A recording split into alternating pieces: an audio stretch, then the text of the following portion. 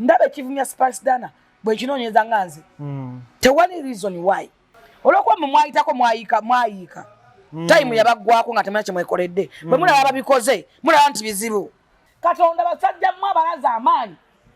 mwavumanga manyano mwasadde mwabere munda manje kivulu kimusale bye mwogala byababuze bwe byababuze ne munonye embozi ya Spice mind your business please. You don't have a business. You are there for nothing. You are just ugly. Little guys. Agire wadotegeza ki? Echo. Be rude binaga face. Kaniga gankobe. Awe myaka jaba itako please shut up. Kubanga locha nacho sobola ko tocha nacho sobola ko affordinga. Namwe kanyini mweremererwa mukimanyi tise mwesobola. Mwevako. Mwavire ko ku family zamwe mulina abana n'abakazi bamwale mwana omuntu yale mwana omukazi sana kola sex mu suganya ko tamana kumala mind your business bagenda kugamba walidde amanyi goyogezaabo you never and for never because tosobola ngako tolisobola kubanga walemwa you are not poor but you are failure. It's me songonga bungi that is fact. That is fact. Sungunga bungi. Waliwo abantu basobola okwejajingirako. Nze mba nyumba ne kusasandeka nyumbe naye. Kuba mwava wala. Legacies zaffe. But the young girl superstar. Aswa mu flat ye goyoga ibatatawo. Are you stupid? To get my own thing. Not my father. Chokoze nofuna. Yes. Then baba bayogera kiyasikira. Kotide nokuta. Awe tuli. Bagenda kugamba walidde jeno nakati nywa nate ndya bwennywa sisobola kuva ku mazima kubanga okulyandira ddala nze ndya buli lunaku omanyi ne bagamba nti yawula poverty yawula omuntu omwavu ye poverty poor man poor guys poor whatever poverty oyawule ne failure tulina abantu nga ba failure Uganda yakulema ne Bulaya ne kulema nodda ne wana atenga nabono bakulema you were failure you don't suppose you were the toina right. Eyogera kintu kyonna because you were failure, totally failure. Abantu bamuyina emyaka gye muli nga mwina kusabira na kufa. Mukyalemedde ku nsi. Abasabe. Mujajinga abaana bato, abaana bebekoledde, mu comparing buli kaseera mwe mulungunya, mukkirize nti byalema. Vuma girlfriend wakani. Oyina mu family, niwe nga ta family nambo, oyina goyogerako ne mumanya. Adai. I'm a big more than your family. Because no gata family nambo jogereko. Tesobola kola value oba impact. Okuja kwa ngoyogada kufulufigo ba Spice. Nakogera ku Spice. I'm a big. More than your family, all family. All the family. All your family because tosobola kwogera ku family yo yonna ne wenji gatta ne comparing nange you can't. Na nebintu kyayogera bya kitaawo. Omuntu ayogera emyaka gye muna kyayogera bintu byosika. Tutayogera ku bintu byosika. Ate so omusika abawanjawulo. Abayina kye tutayina. Anti ge gwamageza manafu musika sikira musayi not bintu. Morris Cakes and Events Limited bakola cakes eza birthday okwanjula baby shower bridal shower mu buli design yonna gy'oyagala traditional cakes n'ebika ebirala kosa n'okutegeka emikolo ne girabika bulungi basangibwa wakaliga okumpi n'akatale k'aba veteran ku namba z'essimu z'olaba wansi awo ku call ne WhatsApp kola order cake kutuukako yonna gy'owangalira. Nkujjukiza gwe omulungi atulaba nti tuli ku Farukwa Sons batunda ebintu ebikozesebwa mu nnyumba byonna. Oyagala bibajje bitanda dining oyagala ntebe nnungi za class ziliko oyagala wardrobes ezomulembe oba oyagala duvet bed covers ezomulembe oyagala kibitanda bine bitagwamo bitagombe bitalumya mugongo byonna Farukwa Sons basangwa kibuye ku Ntebe Road bali opposite ne Petrosite okumpi ne Keti Motors genda obakubire kusima namba za simu ziri wansawo yogerako nabo jango lambule jango gule amanya nze Nsuuga Mustafa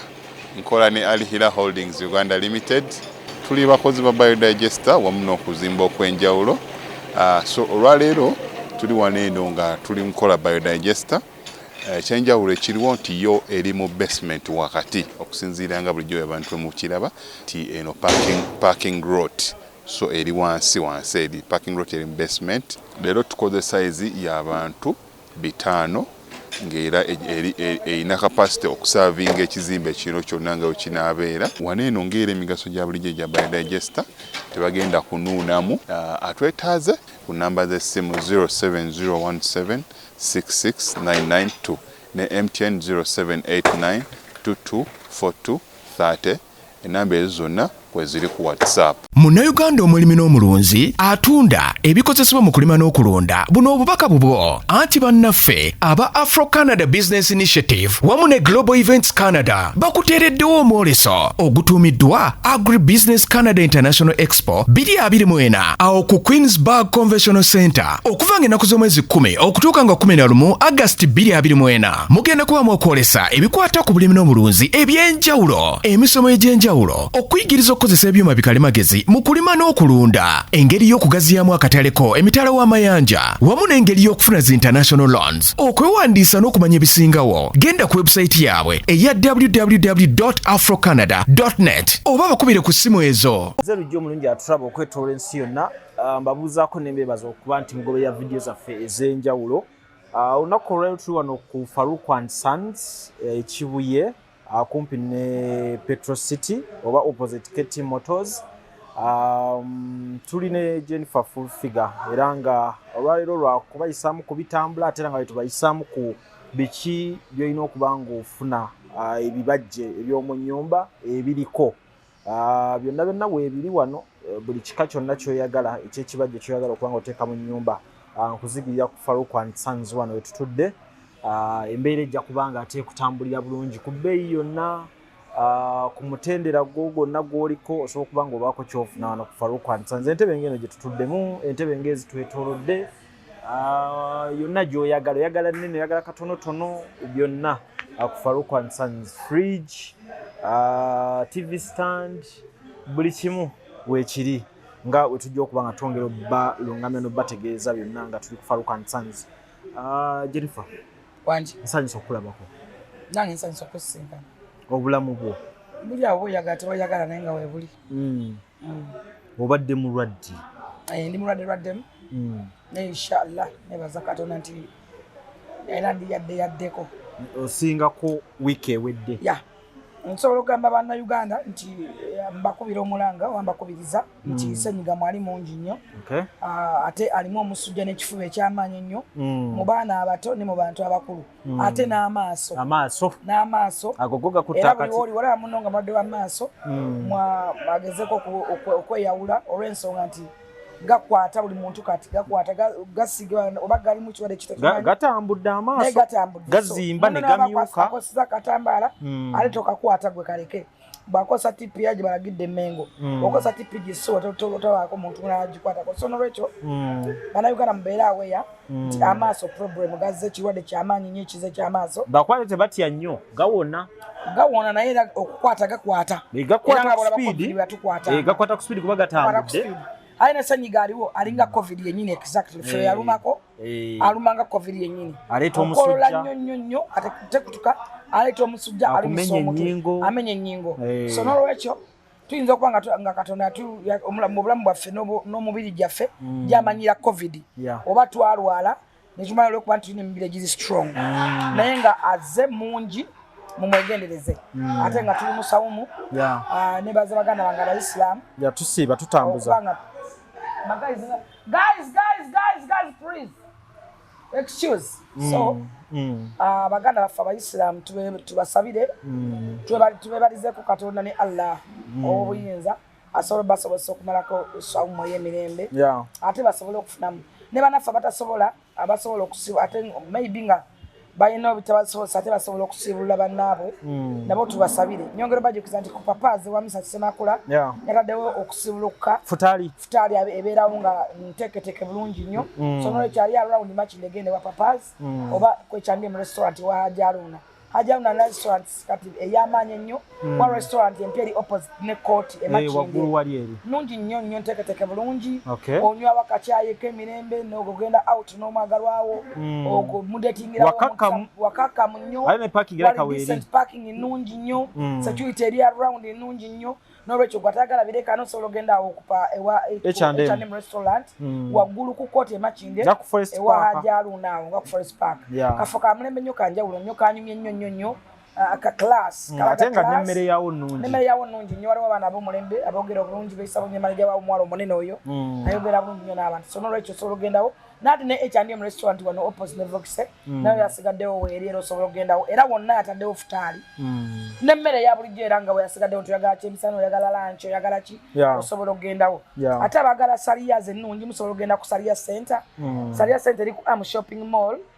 osobola oyagala kusuubula bagula kamu kamu oyagala gulawo zamanga oyagala yanjawulo obeere ng'oli different muno oyagala genda kusala juma oyagala ne Idi ejja maaso awo ne Idi ejja so Saliya Center bali ku Am Shopping Mall osobola ogenda n'osuubula oba n'ogulirawo abaana oba n'ogulirawo bakyalabo oba n'ogulawo akamu kamu byonna bisange ku Am Shopping Mall ne yambala onyume Kayongo Fashions naye atambulidde mu ngoye kati ez'omulembe olw'okuba nti bo bamanyi season ayina budress yes Kayongo Fashions naye ali ku Am Shopping Mall ate ne Mediste Fashions ali ku Am Shopping Mall medera yatutadde mu Saliya ez'omulembe ngoye ez'omulembe nnyo nga mpanvu ziri dishe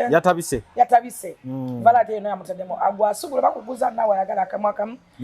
osobola okugendawo nobeera Mediste Fashions ne Kayongo Fashions bali ku campus tewerabira Diane Fashions ali mu kibuga wakati Diane Fashions ali opposite n'ekizimbe kye bayita Pentagon bali opposite ne Pentagon babaseba Diane Fashions be bakafulu bayita engoye ettaka yekka quality not quantity ayina bakyala variety oli office oyagala olina omukolo olina pata ogenda ludawa Diane Fashions bali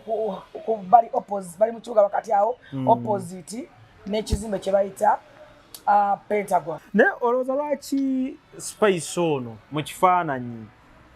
atuse ku kino ng'ate ndaba abantu abaguzizza nnyo mukwano kuba kati nze mu ntegeere yange bwe ndaba omuntu nga mu buli kintu asobola okuviirayo omuntu ono amuwagira owa wansi ng'oggyeko ffe lwaki tuba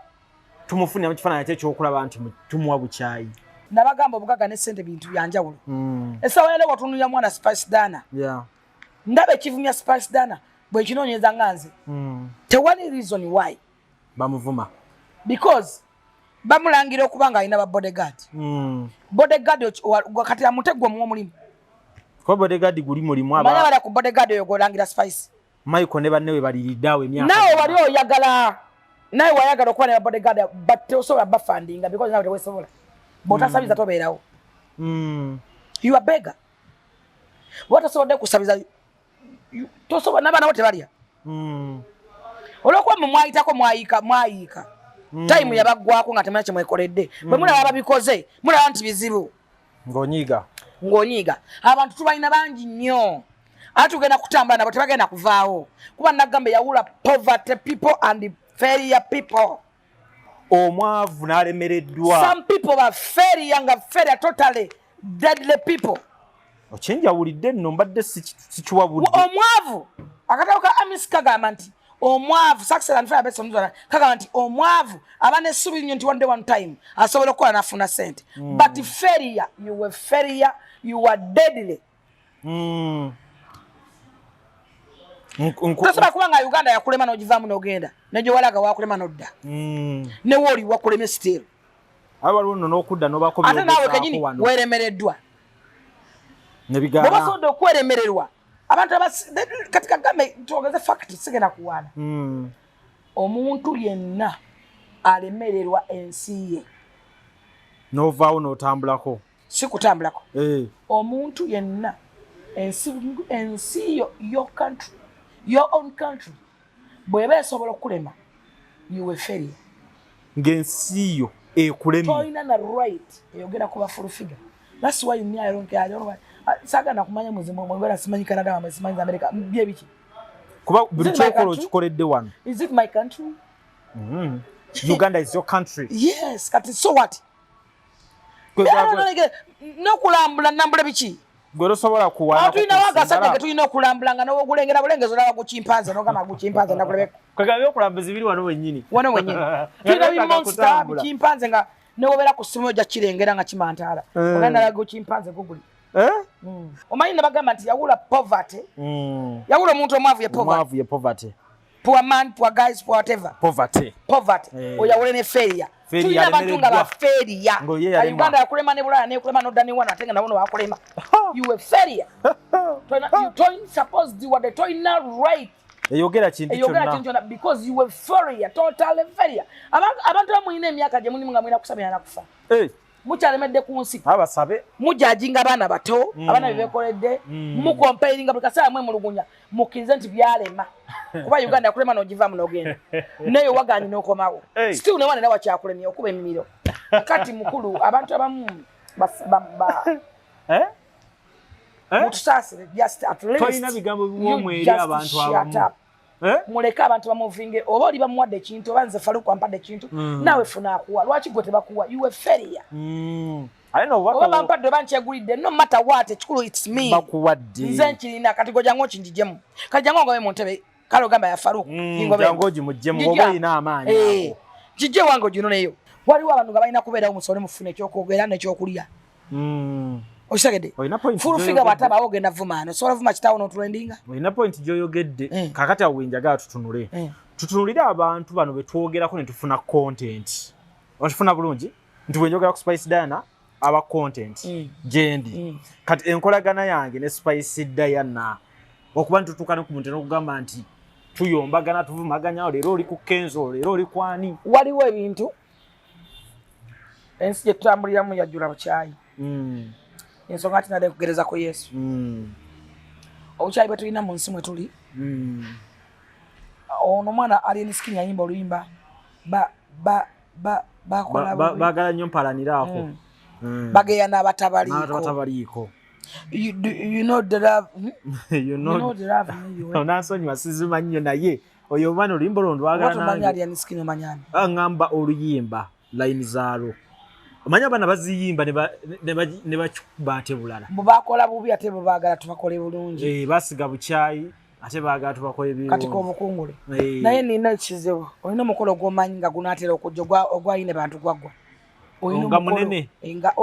gwonna mukolo nga guli recent nenga gwa mangu. Nina ekirabo kyenjagala ogaba. Kirabo kyati. Nino omukolo gwonna no batagumanyi ogwa neighbor. Oyina omukolo gwomanya ogwa gwa kukyalo. Oyina omukolo gwomanyi nga gubinda bindo bakagulya oyina omukolo gwomanyi n'ekirabo lwaki sikola omukolo nze gukole ompe ekirabo nina ekirabo oyagala kumpa kirabo ki njagala kulapinga gudo mugabe champion ogudo ogenda kugaba omwana njagala mulapinge n'ekipoli kye mugabe muwone lwaki gudo yantunda yakutunda gudo yantunda bazza okunona nga neeryako ebbanja champion ogudo watunda fangoni maga ayina lisiti nga ziriko ne stamp o performing yakutundanga muntu yantunda totally mbu yantunda mu scrap yatunda ebintu ebikadde ogudo nema omwana omutade omwadde fujjo lingi ngenda kumuga mungenda mugulapinga akyakola omwaka ngenda funa takyamukola takola obo namugana okuvita ku kyeruwafu ayitayo ngenda ndagala kibox yasiba ogudo yagamye mbu ayina alusa mbwe kyende kikulu kyegase n'ekito kayina alusa tekasiba mbwe kyende ekikulu kyekiriwa mbwe kyende kito kyalidde ekikulu fasi tulina ne big intestine eragi ne small kati ekyende kimu kyalidde ekirala kyegase nekyesiba kyeridde yategeddala nti kyeridde yagenze olanga kyakyuliza akiwulira miwowoolo kati njagala okugamba mbe kyeridde gwe noonyeza omukolo nga guli recently nga bubinda bindo bogwa newaguba gwakasiru ku kyalo akangukola enze nketwalira akavubuka kuba kalabika bulungi kati njagala kankabatwaleko kogudo nze kasitokola omukolo nina ekirabo ng'okinsibira ng'akavubuka kafulumamu ekyo twakimaze nina ekirabo kyogudo champion ogudo ye mugaba gift awe tuli fangoni mother agabye problem gift era mukuwa misana ngenserabira ddala ngena mulapinga kastafu ne box mwaja ate mwaja kunyangulira kajja kunyangulira kampi n'ebyenda bila bikabye bimpi akana kalungi tekalekeka nja katwala mojo mugabi ko gudo kati yo mukuwadde muvuddemu so omusajja yimba bagala nnyo mpalanirako obadde okyandaga empalana y'abantu weeva abantu akeera kumacha nakuwana for nothing nomubuuza nze newunya omwana yavuma kabaka teyamuvuma mwezi gumu teyamuvuma myezi ebiri teyamuvuma myezi esatu simuna byabufuzi talina gwe yali avumye talina we yali yesimbye tayogera abeera bibye abaana be tebavuma abantu abaana tebana nga bayiikiriza kati kuba otandikira omugamba mwana noyo ayagaza ati kati abantu betulimu ekisookera ddala Spice wona omugamba nti bamwadde Range Rover era abadde avuga Range Rover still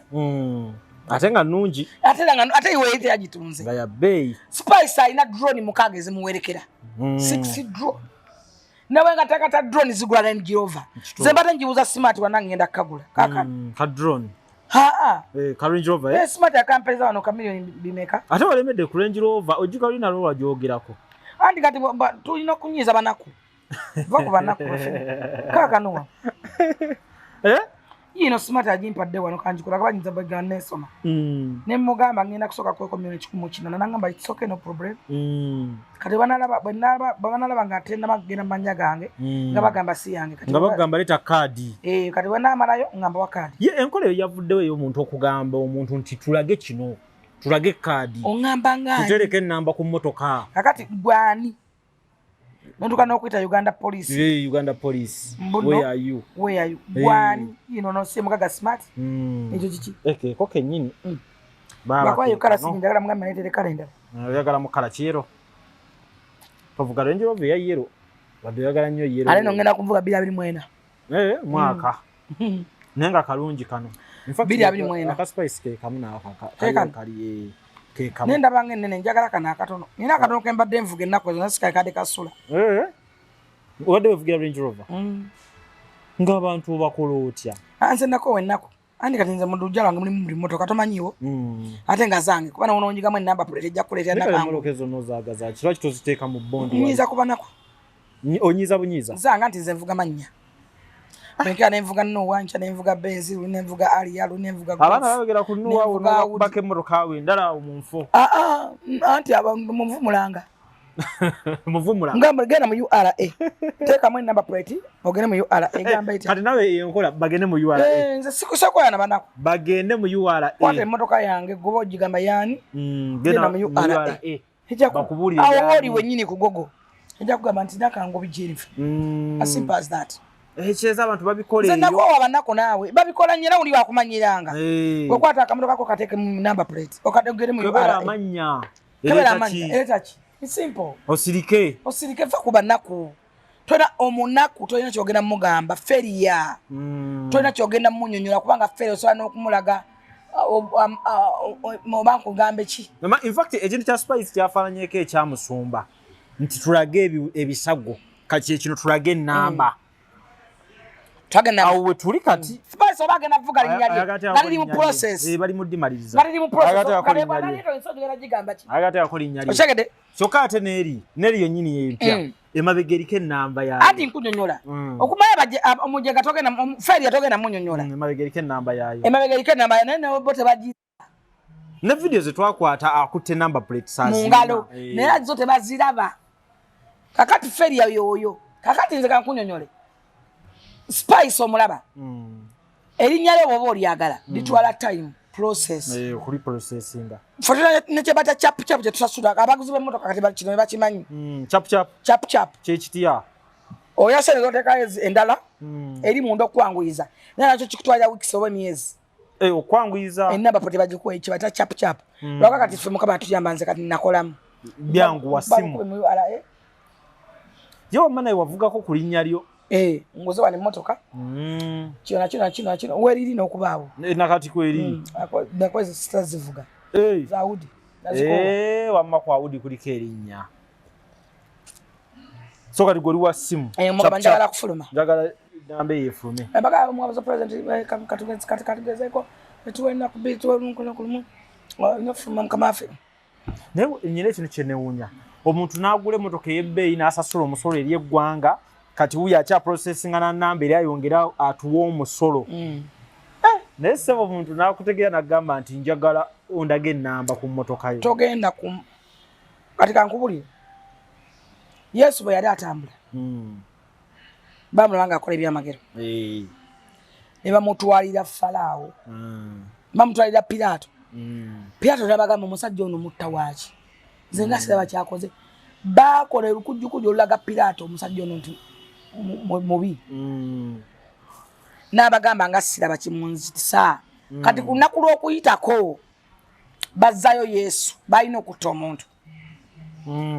Pilato ng'amaze okulaba Yesu nti si mubi wabula bano balina jerasi ennugu Yesu Pilato yasala amagezi n'aleeta omusajja bamuyitanga balaba mukwasi w'abakazi mutemu mubbi yattanga abantu ku kyalo n'abateerawo balaba ne Yesu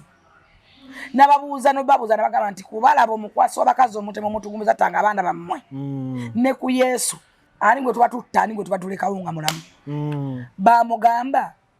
ta Yesu olekawo balaba era balaba bamuta n'agenda Yesu n'amukomerera Pilato yeewuunya ensi era Pilato yakwata ebbaluwa n'agiyita buti n'agisula wansi tayagibawa eta Yesu yatante era n'agenda n'anaaba mu ngalo n'anaabako ekibi yababuuza nzita waaki nti azuukiza abantu nti ekyo kibi nti awonya abantu amasita ekyo kibi okitegedde nkulaba Yesu era atambula asanga omusajja muyita Batimaayo bamusera ne bamugamba Batimaayo bamugamba debbali bw'aba ayitawo toyogera toleekaana tonyega ekigambo naye Batimaayo yali mugezi Yesu yamuyitako bw'ati n'amuwulira ko yali muzibe n'awulira ekisinde n'amuyita nti Yesu n'awulira eddoboozi eryo ne liyitamu nadde emabega n'abagamba ani oyo gwe bamukwese nkulaga nti ekintu ky'omuntu omukisa gw'omuntu teguzibirwa kkubo togenda kuzibira spice mind your business please rubbish aye nno bagenda kugamba walidde mind your business bagenda kugamba walidde amaanyi g'oyogezaago for never and for never because tosobolangako tolisobola kubanga walemwa you are not poor but you are failure it's me songo nga bungi that is fact that is fact songo nga bungi waliwo abantu basobola okwejajingirako nze mba nnyumba ne kusasandeka nnyumbe naye kuba mwava wala legasezi zaffe but the young girl superstar asula mu flat ye goyoga ibatatawo are you stupid twogera my own thing not my father kyokoze n'ofuna yes then baba bayogera kiyasikira kotidde n'okutya awo we tuli bagenda kugamba walidde jeno nakati nywa ngate ndya bwennywa sisobola kuva ku mazima kubanga okulya ndira ddala nze ndya buli lunaku olya mukusibuluka ne yoga kikooli ndi mukusibuluka omusajja wange musiraamu miliki shake ova kunywa embwa yange ate enywedde embwa bagitwalidde kwegamba gwe okulya olya kati mukwano buli lunaku ndya kubanga mbeerawo lwakulya singa sibeerawo kale gwe nowonondisa biki nowonondisa kisobola kuva ku mazima tosobola kuŋŋamba nti yugati kubanga wa pinki nemegamba mbu yugati ngambe nteekeddemu ekivuko nteekemu kkala endala olinga nze manye nange omutwe ogwange togwogeza byeyagala togenda kunfulinga kuntuusa awo ate ekyokubiri omanyi lwaki katonda ffe atufudde atuwadde successes tuli proud abafudde banjawulo mikwano tuli different to another because tulina emitima emirungi katonda akebera mitima n'okufumiitiriza twagaliza nze lwendaba omwana omutongo oyo nga nze navaayo ne mbagamba wano nti basiba bayimba because siba ffe twabasookamu mu generation era tetwasobola kukola kye bakoze ekyenjawulo bakoze ne batuyitako baayitawo beewaayo nnyo basaddaaka bingi beesaddaaka bo bennyini akola 24 hours alina kanuna ku mukono performinga abeera alina okufulumya oluyimbi olupya video gyakwaliteekamu nze sokwata $5,000,000 gateeke mu video never nze manyi gye basuubula bintu oba oyinza kugenderawo obwongo bugende mu business sisobola eyo lo sigiina kati siba aba bagiina I respect shiba Spice abayina yolo I respect them Spice ayina ba bodyguard Mozora dio yafa mwatugamba Mozora abona omuntu gwatambula naye mufune ba bodyguard discussion twagikola nnyo mwenna nga mugamba buli muyimbi akole ki funayo abakuma AK47 yagwa mu toilet ne mugamba AK lwachi abatalina muntu gwatambula naye lwachi otambula nga weka nange complaining nnyo muntu ngatambula yeka kituufu ekyo era ne kusasa nayumba nga naifuna omuntu tutambula nga bwekatevuga era mu byogi tuyogera bulijjo ofuna omuntu gotama naye gonyumya naye gwavuga motoka tolimuweka spice nafuna abodega ne mugata so abafordinga kuva mu lockdown nno mwagata so abafordinga ntajja malako tasobola meribana nakyegezaamu olunaku lumu ne kigamba adde wanu abo bodyguard balina bakazi n'abaana bali ku spice ozana kwekanga muganda uyafumbira wa bodyguard yoyo spice ya mulisa goliko govuma ojja kwekanga nga bodyguard yoyo yawasa sister wo owulira oba sister wo yafumbira wa kitaawo oba jajjaawo wa nnyoko oba wakojjaawo twogera ku mukono gwa spice twogera ku balina empalana ye muvuma waki waliwo abantu mutu wa reason B waki muvuma spice hache mbadde nkugamba mayinjo yakingamba nti lujaniriza abantu obuze lwaki bavuma spice katonda basajja mwa balaza amaanyi mwavuma nga manjano mwasadde mwabere mu ndamanje kivulu kimusale bye mwogera byababuze ne munonye embozi ya spice mind your business please. You don't have a business, you are there for nothing, you are just ugly. Little guys. Agire wadde otegeeza ki? Ekyo. Ayo zungo mvuga speed kati. Abayo yogira n'ebintu byesitalina byesitafumintirizaako wadde nga tebindi kumpi. Birudu binaga face. Kaniga gankobe. Awe myaka gyabayitako, please shut up. Kubanga lochana chosobola ko tochana chosobola kwa affordinga namwe kanyini mweremererwa mukimanyi tise mwesobola mwevaako mwevire ko family zamwe mulina abana n'abakazi bamwale mwana omuntu yale mwana omukazi sana kola sex musuda nyako tamana kumala vuma girlfriend wakani oyina mu family niwe ngata family nambo inagoyogera ko ne mumanya adai I'm a big mother than your family because no wakata family yo nambo jogereko tasobola kola value oba impact okujja ko ngoyogera ku fulfigo ba spice nakogera ku spice I'm a big more than your family all family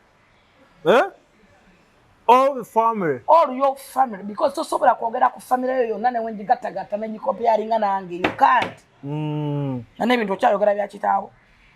omuntu ayogera emyaka ndimu mutayogera bintu byosika tutayogera ku bintu byosika ate so omusika abawanjawulo bye bikimu abayina kye tutayina anti ge amageza manafu musika sikira musayi nonti bintu bobo kyasobola okukana omuntu muganda nti gundi muganda wange nno gwe njagala fatulimba family ya sebalamu you are stupid abalala lwaki tebali you are failure tokwana mukazi omuganda nti musebalamu muganda no way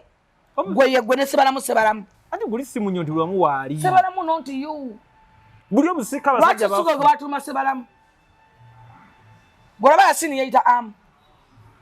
low profile wali wakakkalira yasini n'atambula bibye n'akola bibye ne haji n'akola bibye sura moto atuli wa Faruku and Sons lwaki Faruku and Sons yaita sura and brothers mavu ali malubimbi be ne muntana no unakula fuma moto walunyo kwa vayo ogwo ne batwinizi ku nsibe ya wateba wasa mukazi omu kati go kufira ku spice go batakuzana naye nga ne wakata family namba agisinga mu family temuli muntu go sobola kwogera ko alina value ya spice ne ku social media kono kuliko era kuliko n'abaana okwo bo bali omanyi abantu balisa gwe nzalisa bwe naye bakulisa bulisa nzalisa bannamwandu bwayise you a beggar bannamwandu nze yakola ku video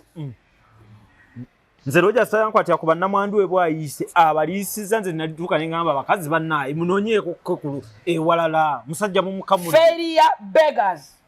ze nalaba mafina nga akaba amaziga sente ze namusomesa emyaka 5 yaje zigula motoka yaje mbisalamu kwegamba buli side maziga merere yaze muno byoga nabyeyogera yekenyini nabiyogede kwade kulimba buli side maziga emyaka 5 ye namuwerera digule yo najifuna nafuna digulezo nalisobola mbozi gatate zigula motoka aliye yemiyone 7.5 buli side maziga merere be bantu betutana abantu bakaaba bafira kila machana ko wanabagamba temudda mukunzungirako SB4 ekanje ko interview ne mumwagaza SB4 namulabi ali mukaaba banne SB4 nalabi nga like tebamwaga abayine emiyo yemibi chovola bali ku level tebabulolaga balema batambula bonna naawe bali ku level avanku muntu gola ku January ku start ngane start ya bikubo babo ino budde mununa ntuyo gwalimu ne wakola birthday patabera muya gwosoma abera mu promotion gofuna obudde obusoma oluzungu lwoli mu kufuuwa kati ate olabe n'abantu ababeera mu saati ez'ebikubo agaga saati ganzalo onyina nnyo balabanga bakalawudiyo nga bebagamba gaggwako ddaga ebikubo amba tumalirize ne mayinja akomawo bambi aŋŋamba lujja jangu tukwatagane nyina ekirowoozo kyange muzzaamu amaanyi awo wennyini mugamba ogenda kikola tutandika osindika ekivvulu mayinja katonda yakkiriza obadde osuubira ki emyezi nga teyeebaka ng'ali mu rehearsals ng'ayagala ekintu ekifaanakuwa ekityo kuba mayinja yaŋŋamba nako niwe sitafuna ssente naye njagala abantu balabe mayinja sisobola kwogera ku muntu yenna sobola kwogera ku mayinja nga sinnayogera ku alien skin credit yonna eyabadde mu Serena the all credit you are alien skin ne bebe cool big size that's my word balina omulimu gw'amaanyi gwe bakola mayinja okufuna confidence okubeeramu okwebeereramu ng'omuntu yali big size bebe cool yali ageze London then esimu ya alien skin nayo neyigatta after that alien skin yamwenkalejinga nnyo okumugjamu entunnunsi okumugjamu fiya okumugjamu okwetya okumugjamu gali amaalo by the way nyina ekintu kyendansi okwagala ku alien skin manyi nammwe mujja kitegeera mpola mpola alien skin oyo ekigambo kye nti omuntu wakolana nga tewali nsonga muwe ensonga yes nakikutte muwe ensonga lwaki alina okukuwalana okitegedde ekyo muwe ensonga mind your business nakitegedde then n'amaana akugamba nti baagala nnyo mpalanirako nze ndaba n'abantu wano ku social media ng'ebyaddala banyiivu eri omuntu naye nga womubuuza nze ntunuulira abaana abanvuma awo n'omubuuza kyanvumira nga takirina sikolako naye mulimu tabangako mukwano gwange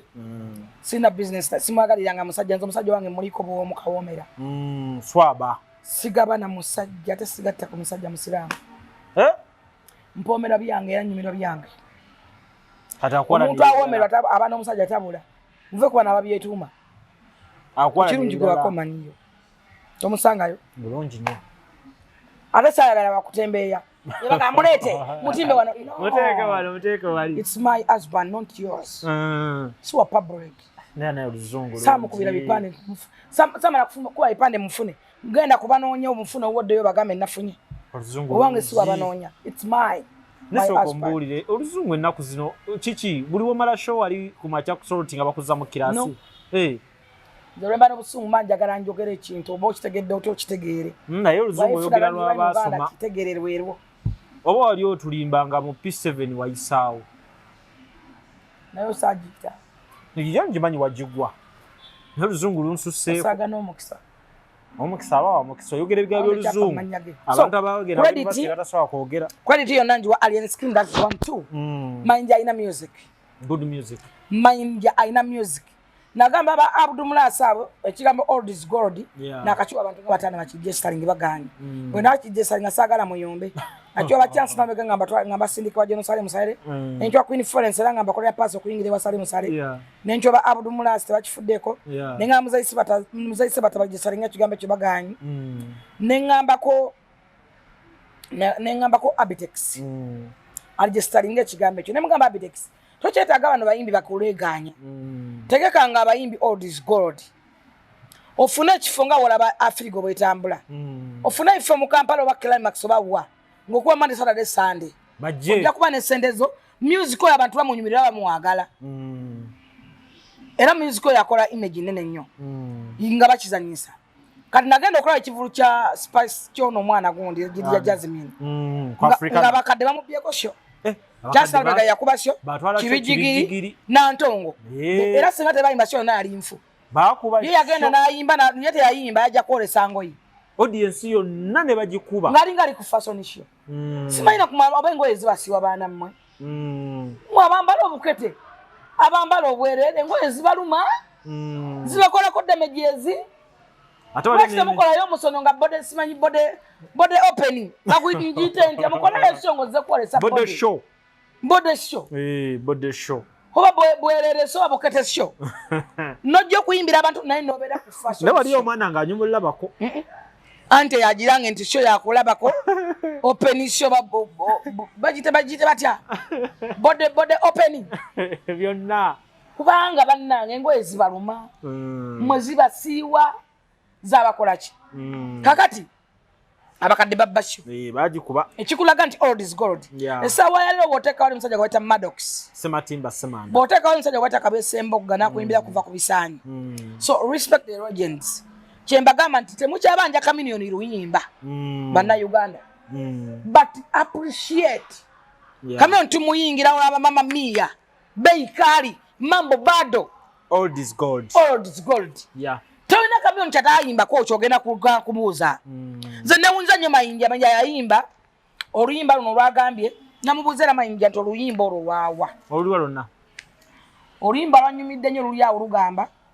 omuddugavu olwo baluse batya baluyita muddugavu ffenna tuli bana Uganda olwo lwadde lunzisa nti namugamba tuyimba namugamba luyingiza jjo nangamba oluyimba lukadde nnyo luli ku teepu ya Land Road luyimba lukadde nalingenda tuma naye ate nenyimba Land Road Land Road naveyo mu nsenkalu egomba malungu yalukuba olwono lwe lwatutwaza ku kika netuyingizamu abakika troop kadusi yakola namatovu kadu abakola video ya namatovu kadu ademu video yagikole mugimuwe ensenkalu manjali yagikola by the way Newton yagikwata era ekiro nakigamba Newton mulungi nnyo naye bagidde mu recent anti yakwata ya luli kati bagidde olimba lulinga lupya kati olimba lalo wantabudde lwe luno olwa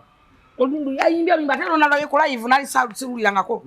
ya olwayimba lulima inegamba tenensi yaliwo simanye emyaka n'emyaka gyali mmeka muje 12 abekyenda nali ratinga kusima tutegeka abaliddawo simanya ate tutegeka mbona lukadde luyimba nkadde kati mayinja kati kankubulire mayinja ng'omuntu mayinja Ronald kasajja kayiya ye kenyini bw'okyoma manya nti Uganda kumaya banna Uganda tuli babyatefa banna Uganda bennyini ate bino ebintu biri mu Central walabayo omwana omunankola avuma mayinja kasajja kayiya nnyo walabayo omwana omukiga avuma mayinja walabayo omwana omunnalwanda avuma mayinja walabayo omwana omulugwala avuma mayinja walabayo abalugwala nga beevuma walabako abanyarwanda wano nga beevuma lwaki biri mu Central mwekkavu nfe Abaganda lwaki mwe biri bwavu tutawaanya yawula obwavu n'obusiru tetubangako baavu Uganda okuba tetuli baavu mwava mulema leero enkya ne mugenda mulija Jasmine yes tomorrow ne mugenda mu UB40 ne muvaawo ne mugenda mu mayinja nga mwana mujjula manja aliwo miliyoni 3 bago abantu ku saa 12 nga wajjudde ngamba nti Uganda ne mugala njagala Museveni Uganda nti Uganda njava basi mutega kutwala na kalabba bogamba nti Uganda njava tetuli baavu toli mwavo mutego gwe mwavu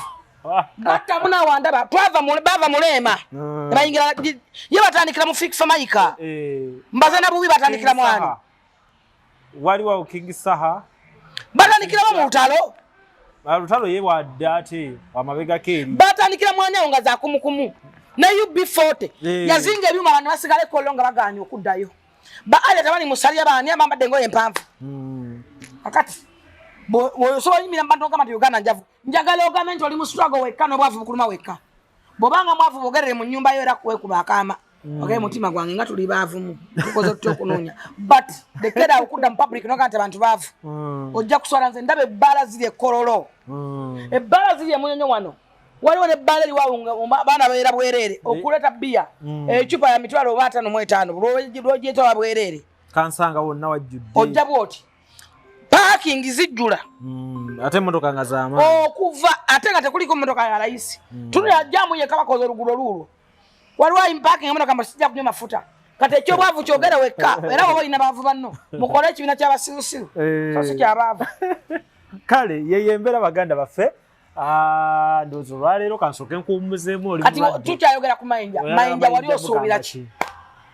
manja buluyimba lwayimba okuva ku zisizoba bwayimba nazaliba mukazi mwave nsegwe ddalu wali osuubira ki mayinja tute mu reality era njagala bagamba kino nabega gasabuto gana agambira nsanyi mwana wange gabologa aka nkukomyawo mulwadde wange so nolocho mbagamba tuli mu Farukan Sons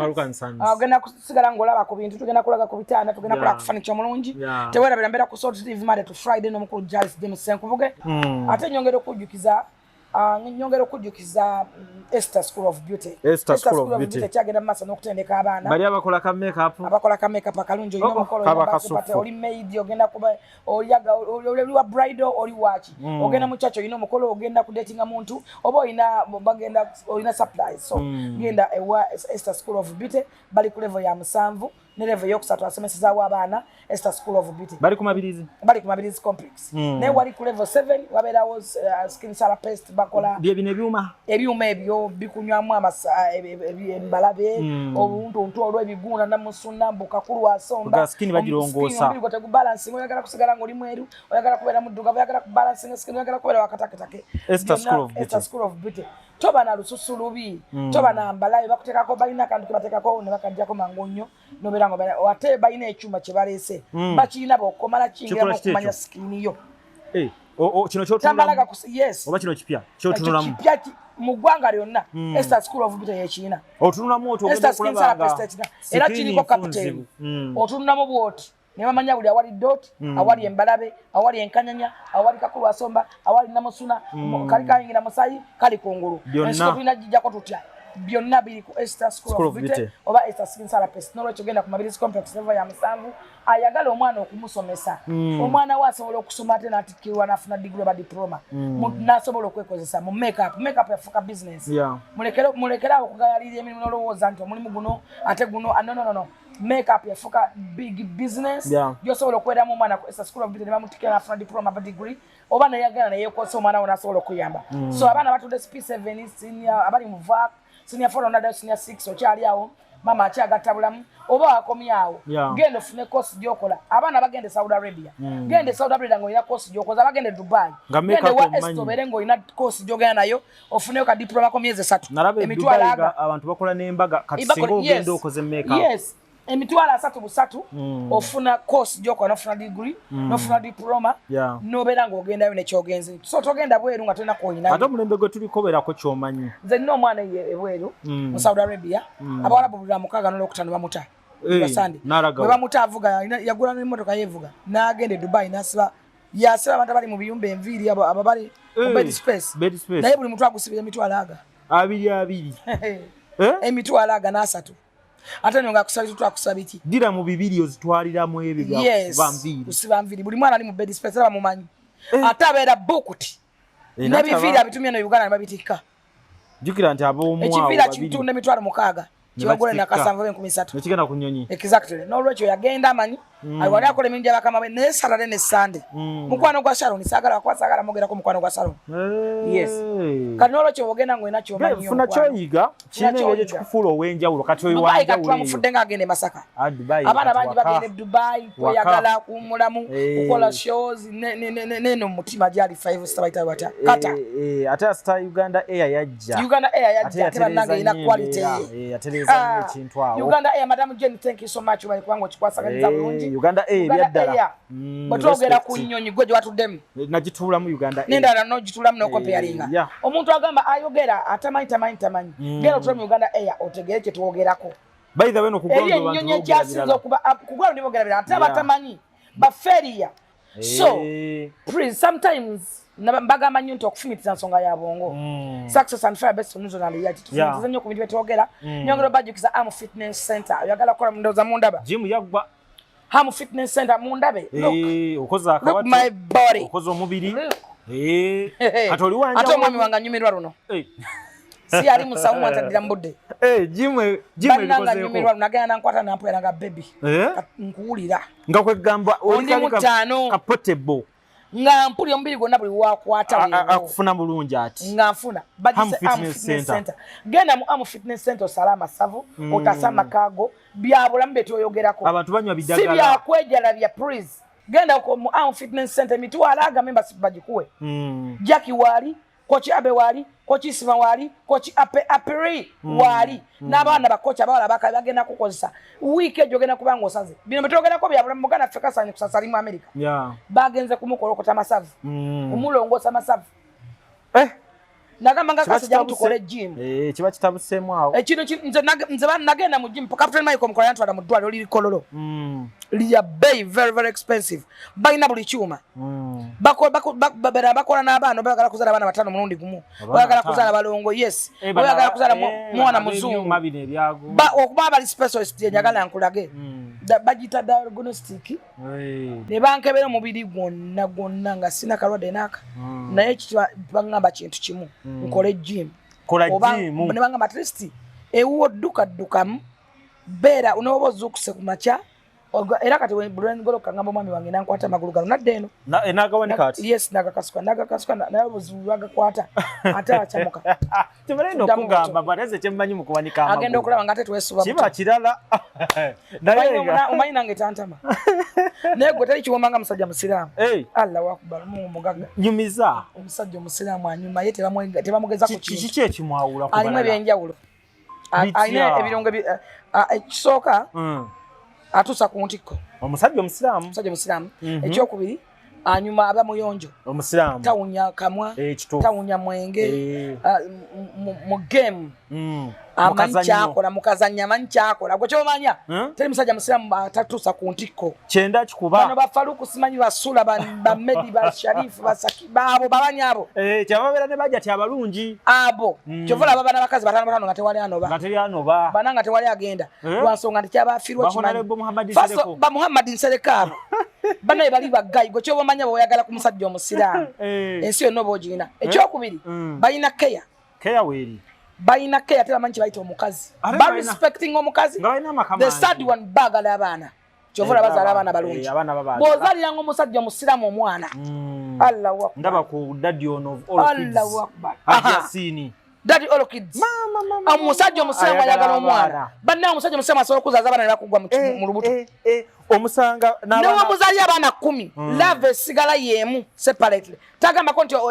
namulaba dda tono muto no wedda bali abasajja baagala abaana ate ng'ogyeko kino ekite ekyeru kino kyendaba n'abaana b'oku street bonna waabasanga n'ab'oku street kati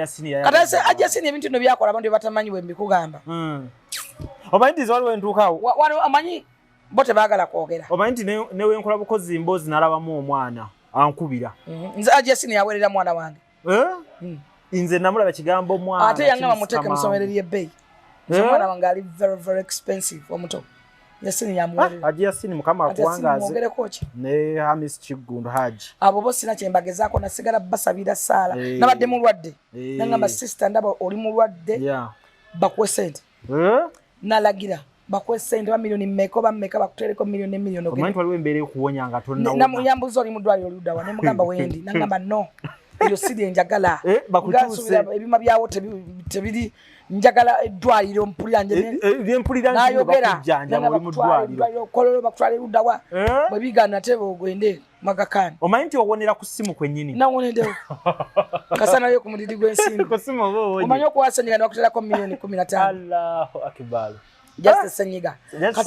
kati Yasini ne Amisi guno mbogera ko okuleka okusaba Allah bawangaze tula motos batunde motoka empya nenkadde bali wali Kibuye ku Salama Road bali opposite Africa Oil amafuta osobola twala motoka bane bagikola bata bane bagikola swap twala we motoka oba gendawo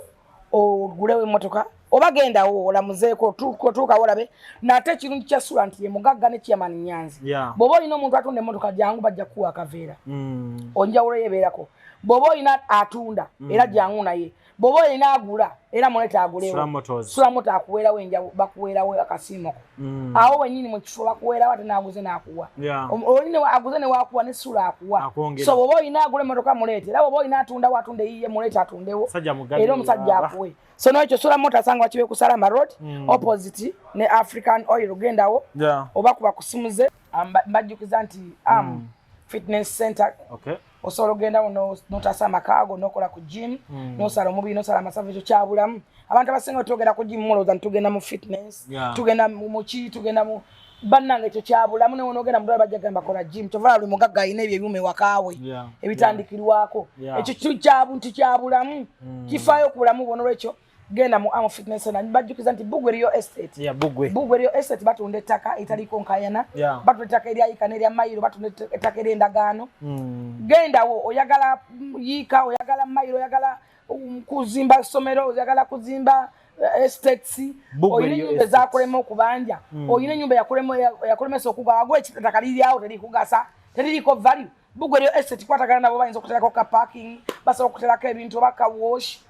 bosoteka kinjana ne banga tedikuwa ate ngero kyongero dikuma so genda mu Bugwe Rio Estate oyagala nyumba ewedera genda yo ngangumu genda yo oyogereko nabo basangibwa na jana 10 opposite ne club ya Nyonda babayise Bugwe Rio Estate nyongero kugamba nti rocks kizigo chokacho sobola kwesiga nobera madala sana rocks baby jerry rocks baby cream